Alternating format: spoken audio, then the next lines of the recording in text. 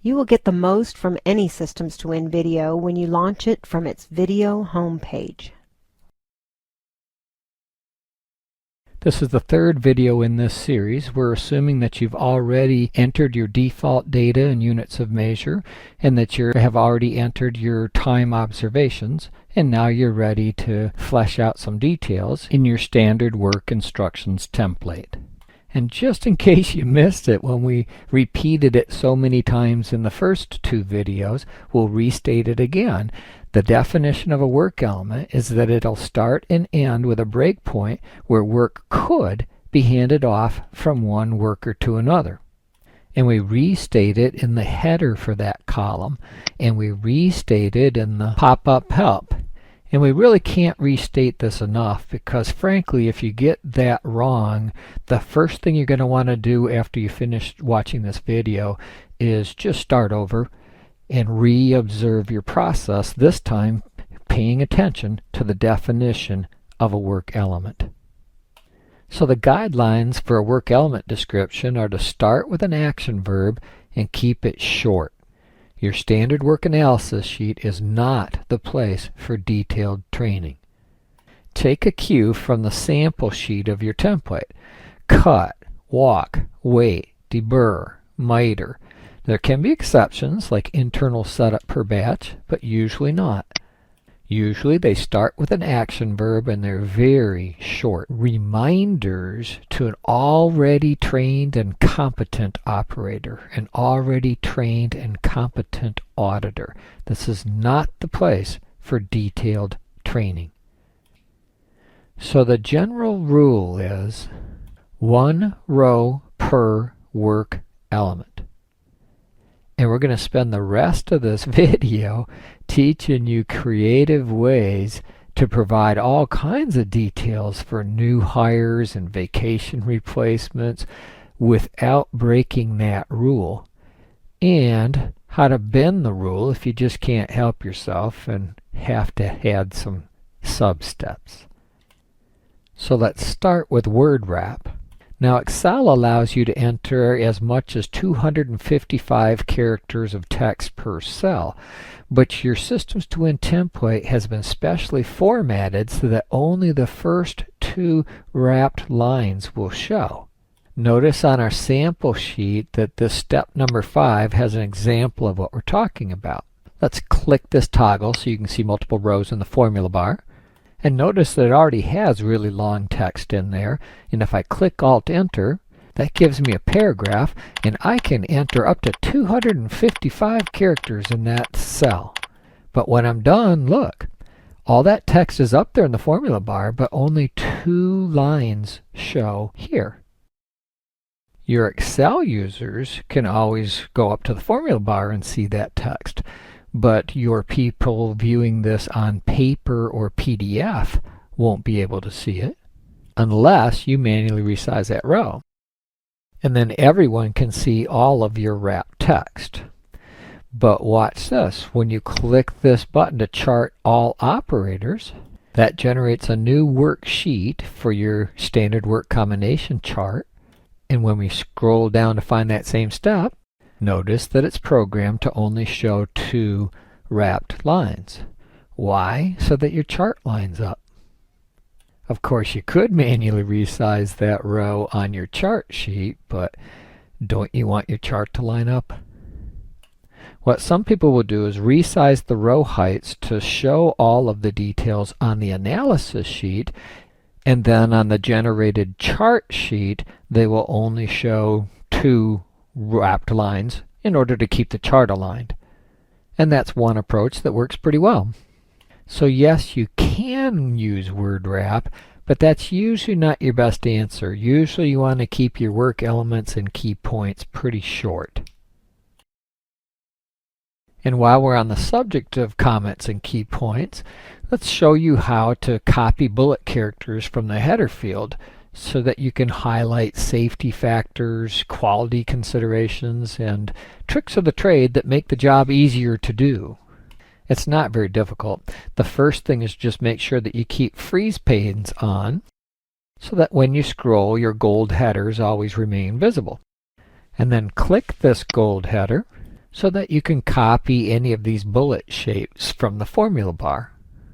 And then select the cell where you want to paste that shape, and then paste that bullet shape in the formula bar. It's just one more way of making your work instructions as visual as possible to highlight safety factors, quality considerations, and tricks of the trade, which you can learn more about in our online training for TWI.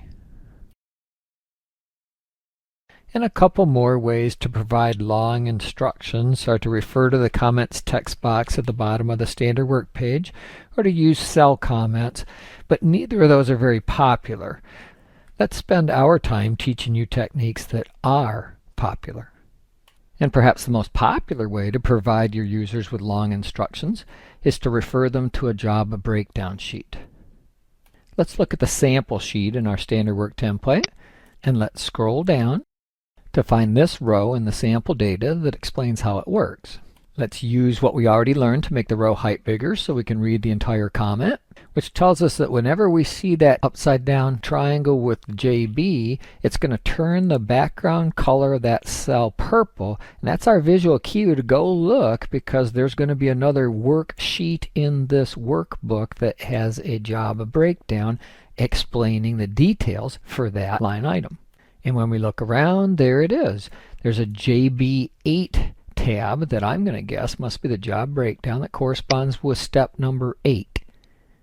And in that way, a single short work element on the standard worksheet can reference a job breakdown sheet that could have an excruciating level of detail to train a new hire or a vacation replacement with so much detail that it would get in the way of an already trained competent worker just looking for a short reminder of the major work elements and key points, which is the correct level of detail for a standard work analysis sheet. Now, there should usually be only one work element per job breakdown sheet, but you can have unlimited job breakdown sheets in the single standard work workbook. You want to name your sheets something that makes sense to you so your folks can find them. Now, there should usually be only one standard worksheet per workbook. So when you go to your Systems Twin menu and you click the usual button to open a blank sheet, that's not going to open a new standard worksheet. That's going to open a new job breakdown sheet. And then to rename it, you right-click the Sheet tab and select Rename, and then rename it something that your users will probably be able to find, like maybe Work Element 2. And then the job breakdown sheet has its own training page, so we're not going to duplicate that in this training video, but it's not very difficult. You already know how to click any row or column header to get pop-up help. You already know how to click this special column header so that you can copy the special bullet symbols from the formula bar for quality, safety, or tips to make work easier. You already know how to use Alt-Enter to create paragraphs within a cell, so you can begin to see how you can start leveraging what you have learned.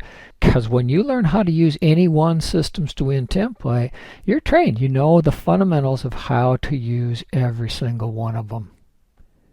And in this next section of our standard work online training, you're going to really leverage what you have learned about features that are common to every Systems Twin template, because you're going to use what you learned in that initial quick start training video to optionally insert link icons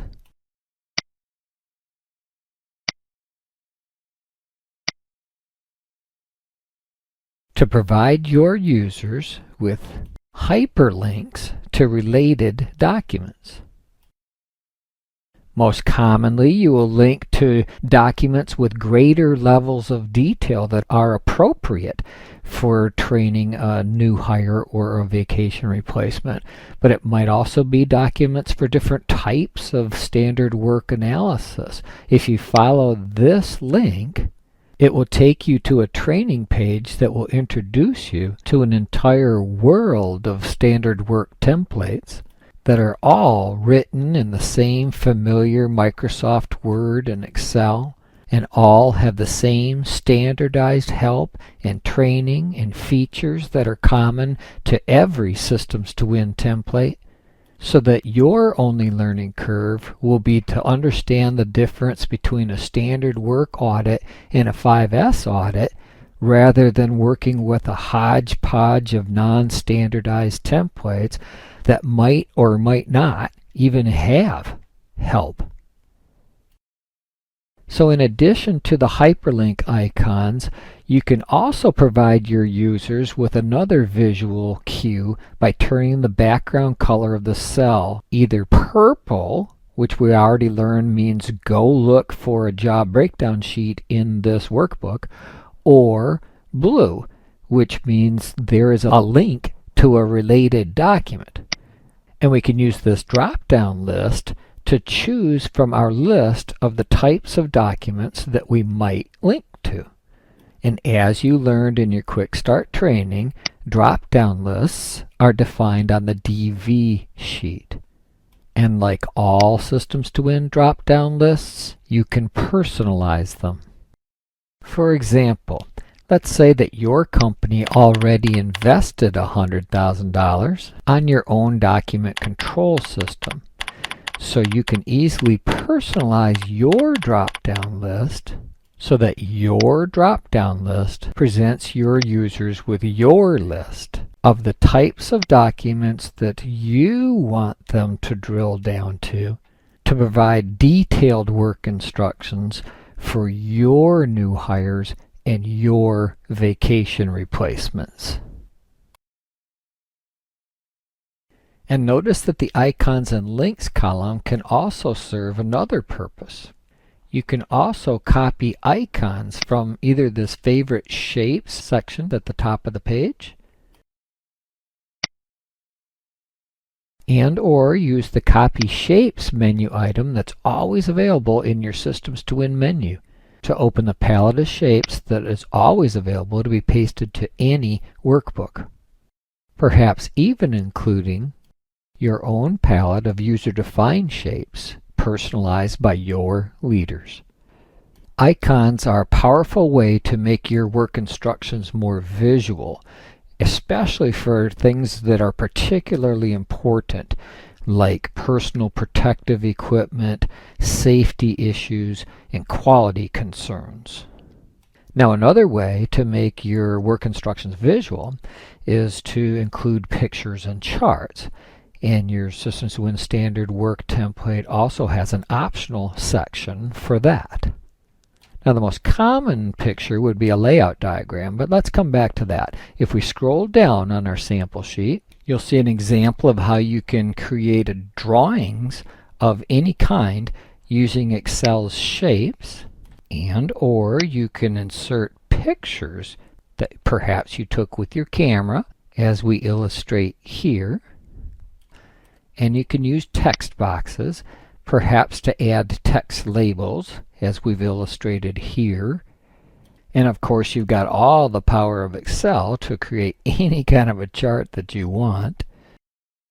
And you can either copy or move these predefined charts into the print area, usually within the pictures and charts print area.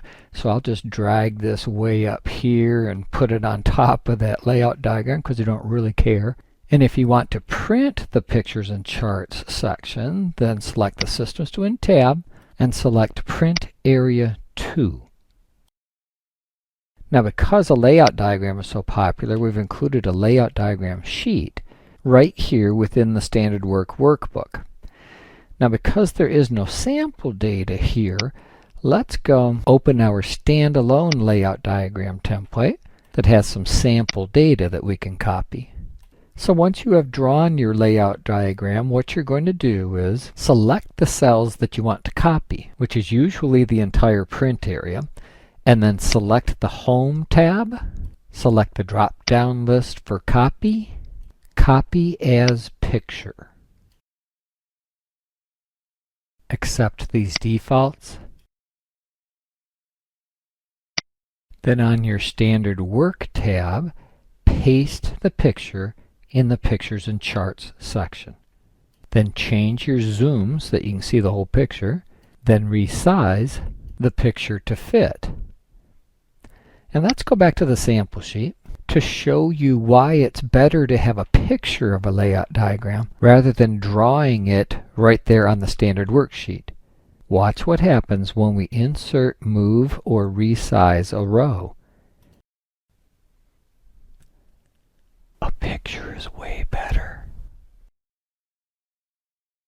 Step numbers are the last thing that we'll talk about in this training video, and you usually want to wait to enter your step numbers at least until all of your time observations have been completed.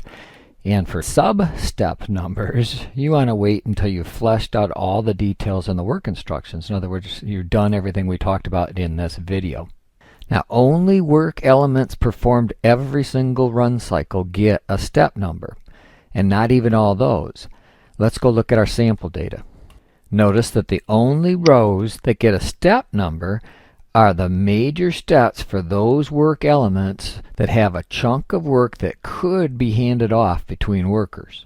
Walk and wait get a sub-step number, but not a step number. Now, if we look at this first row, we see that it was performed by an external operator. And those steps don't get anything. They don't get a step number or a sub-step number. Now, the second step was performed by an internal operator, operator number 1, but it still doesn't get either a step number or a sub-step number because it's performed on a batch cycle. And remember that only those work elements that are performed every run cycle get a step number.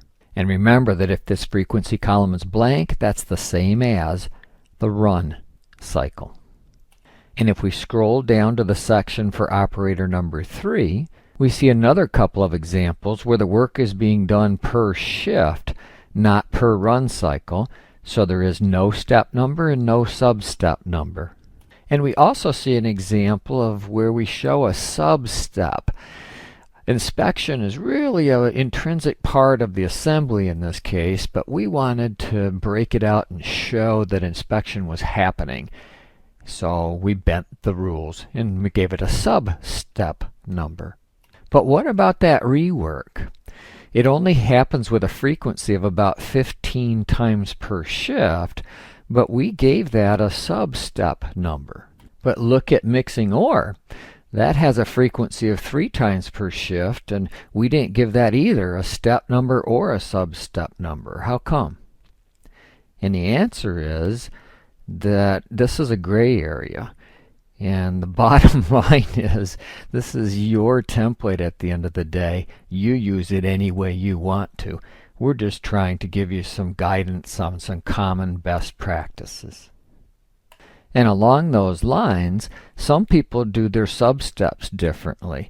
They won't use that second field for sub-steps. They'll use the step number that has a decimal point, like 1.1, 1.2, or a work breakdown structure, or whatever. It's your template. You might use that second field differently. Instead of for a work sequence for sub-steps, you might use it to identify the workstation, the physical place where the work is performed, or you might hide that column altogether because you don't use it. It's your template. And hopefully by now you're beginning to become familiar and comfortable with your template. You've been introduced to every one of these columns except for a couple that are used for analysis that we'll teach you about in the next videos.